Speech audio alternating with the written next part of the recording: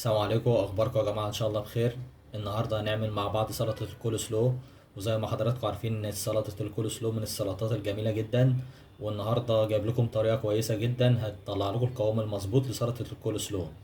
معانا هنا كرومبه صغيره، ومعانا جزر، ومعانا علبتين زبادي، ومعانا عسل، ومعانا مايونيز. دلوقتي يا جماعه هنبدا مع بعض تقطيع الكرومب. انا هعمل نص الكرومبه دي لانها كبيره شويه.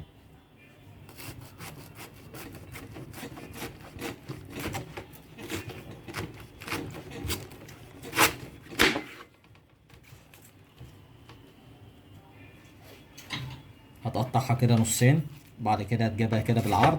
تمام، هتخلي العرق هنا الناحية دي، وبعد كده تقطع من هنا شرايح رفيعة خالص.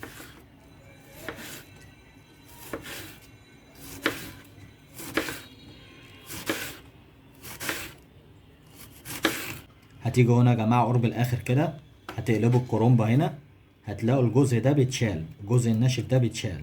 تمام، وبعد كده تكمل تقطيع تاني بنفس الطريقة. دلوقتي يا جماعة بعد ما قطعناها كده بالطول، هنقلب الكرومب كده بالعرض عشان نقطعه قطع صغيرة بالعرض. تمام، بالطريقة دي كده يا جماعة.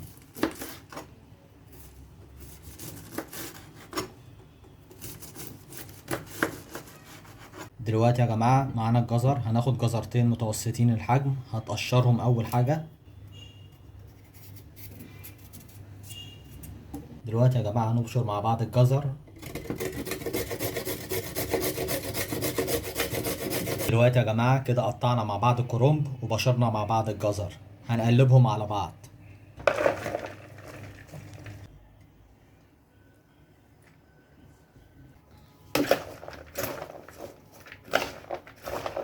دلوقتي يا جماعة بعد ما قلبنا كويس الكرنب على الجزر، هنضيف مع بعض الزبادي، علبتين الزبادي.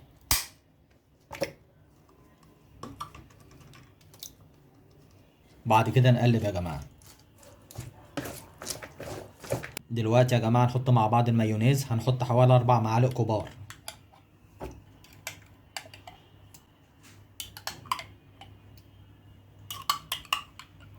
نقلب يا جماعة مع بعض.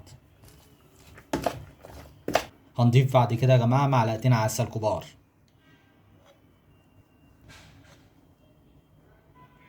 ونقلب. دلوقتي يا جماعة سلطة الكول سلو بقت معانا دلوقتي جاهزة، هنسيبها بس ساعتين في التلاجة عشان تمتزج المكونات مع بعضها، وبعد كده هنغرفها مع بعض.